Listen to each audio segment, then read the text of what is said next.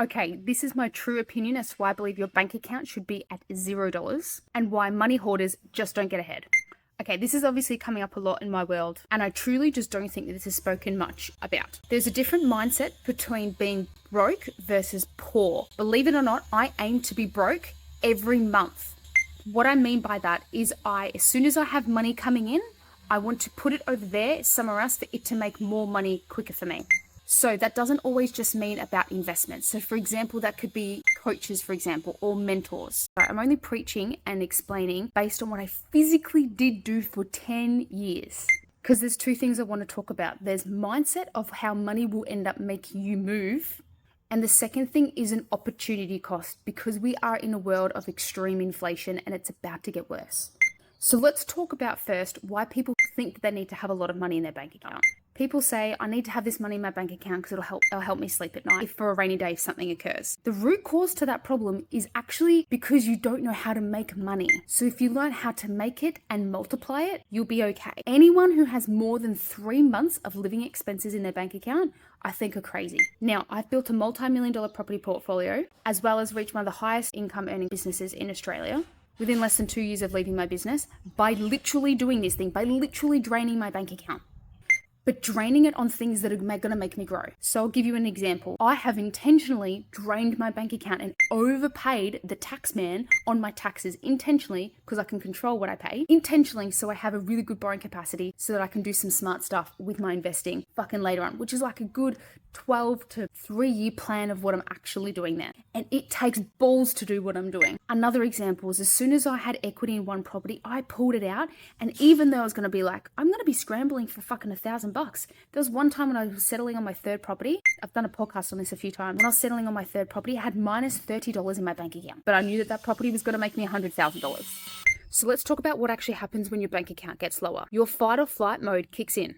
So you start getting creative. I truly believe people who think that they need to have heaps of money in their bank account, that it actually just makes you so lazy, because you're like, oh sweet, I've got this fucking, look at all this money I've got in my bank account. Oh yeah, I can relax. No, keep going. Life is about keep moving. So I just think it's literally a shit excuse to be fucking lazy, if I'm being honest. Okay, now let's talk about the opportunity cost, because this is the actual, also a really big reason that you need to know this. So there's two different opportunity costs we've got here. We've got an opportunity cost of compounding that money into something else that's going to make you more money. And then the second thing is inflation is fucked. Let's talk about the inflation thing first. If you had $100,000 in your bank account, real inflation today, they tell you it's like 5%. It's not really. Most averages household inflation is actually more like 12 to 15%. So your money, that $100,000, would be 12 to 15% less by next year. So in that, you'd be losing $10,000 to $15,000 just by literally sitting it there so you can sleep well at night. But the reason why you need to sleep well at night is actually because you just don't know how to make money.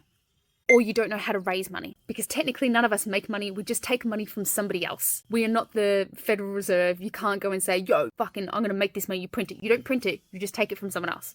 So learning how to do that, and that's taking from someone else is not a bad thing, by the way. We all do it every single day. If you bought a coffee from someone this morning, they just took money off you. Okay, so that's inflation. Now let's talk about the opportunity cost. And the opportunity cost is much greater when it comes to property as well. So say, for example, again, I had that same $100,000 worth of money. If I partnered that $100,000 with, say, $400,000 of the bank's money to buy a property, for example, I would now go from having $100,000 compounding for me to now a $500,000 compounding for me. Now, real estate on average goes up by 7% on average. Let's just use 10%, because honestly, that's what is much more realistic of what really does happen, especially in my world when you use professional services. That's me being ultra conservative, especially in my world. Like, honestly, we get like fucking 3 times the amount of that. So on a $500,000 asset, we're now talking about 50 grand. And it's also not just about that $50,000 as well. Got to think about the other inflationary money that you saved by it not depleting. So there's another 10 to 15 grand over there that you saved. So now all of a sudden, the real opportunity cost is around $60,000 to $65,000. And then what most people forget about now is that debt now